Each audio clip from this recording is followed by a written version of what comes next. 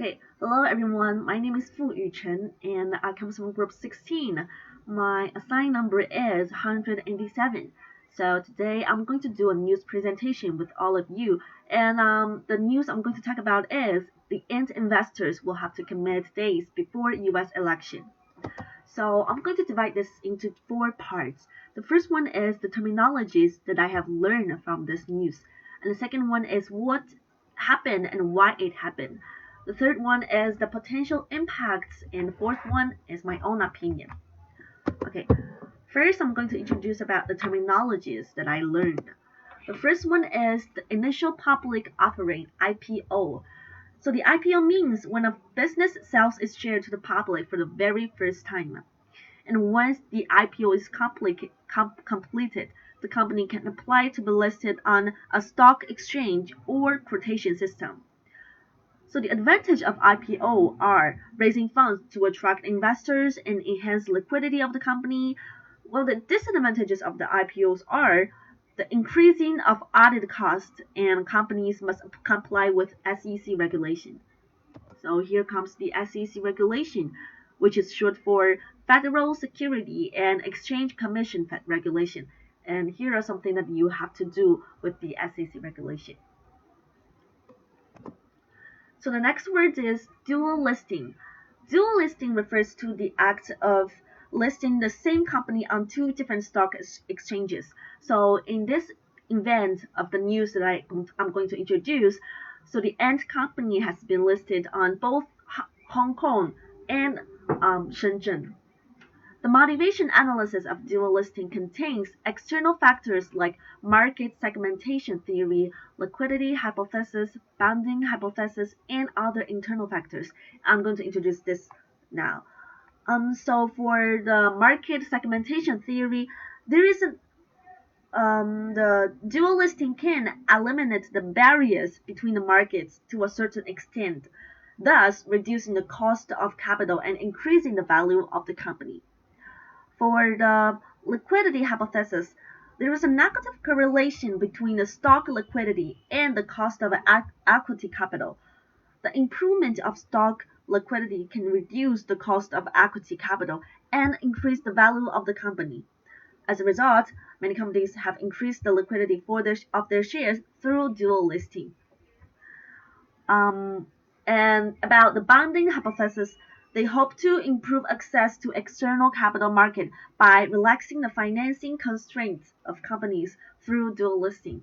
And last one is about the internal factors. Like if a company dares to go public in a market with a higher level of information disclosure, it will be enough to reflect the company's management confidence in the quality of the company's management and future profitabilities.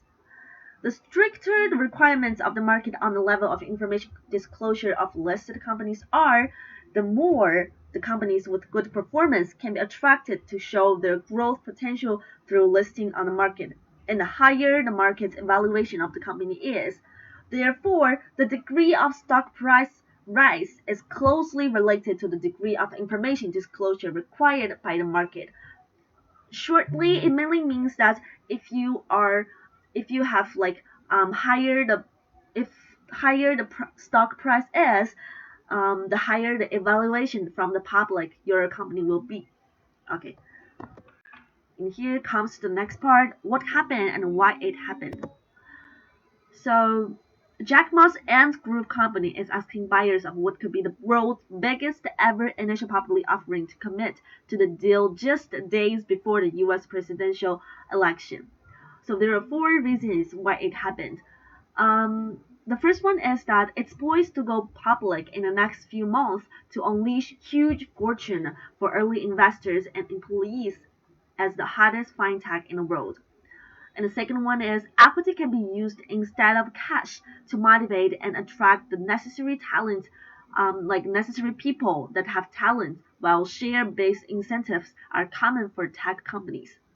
The third reason is that the proceeds they receive from the IPO could be used to expand cross-border payments and enhance its research and development capabilities. Last but not least, investors believe that the economic is going to recover. Therefore, they conduct sector rotations, selling high-tech stocks and buy raw materials, capital goods stocks. Okay, here are some potential impacts that will happen. So the timeline, which is like just days before the US election, will leave investors in a potential precarious position, being locked in during a pivotal week for global markets. It could have big ramifications for both ends overseas expansion plans and investors' risk appetite generally. So the investors will maybe hesitate or be in a kind of awkward situation because of the timeline. And more Alibaba and Ant employees will become financially free. And here comes my own opinion. So those private equity firms can be cashing in on this big day. And also, I was actually wondering why the end company chose dual listing. And it feels like dual listing can effectively improve the company's financing conditions, and the market timing of dual listing can bring huge capital effects to the company.